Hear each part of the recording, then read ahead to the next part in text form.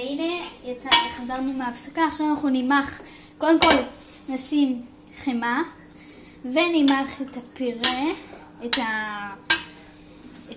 תפוחי אדמה, ויצא לנו פירה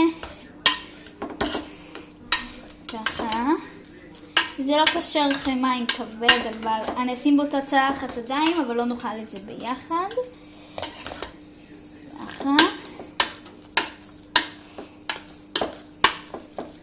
רק רגע.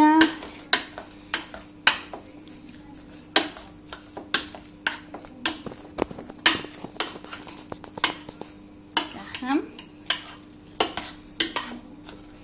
זהו, הפירה מוכן. אנחנו ניקח כפית, פשוט נשים בצלחת, ככה,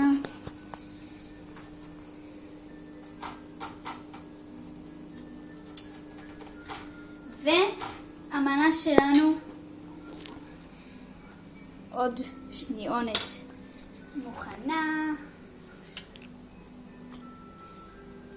ככה.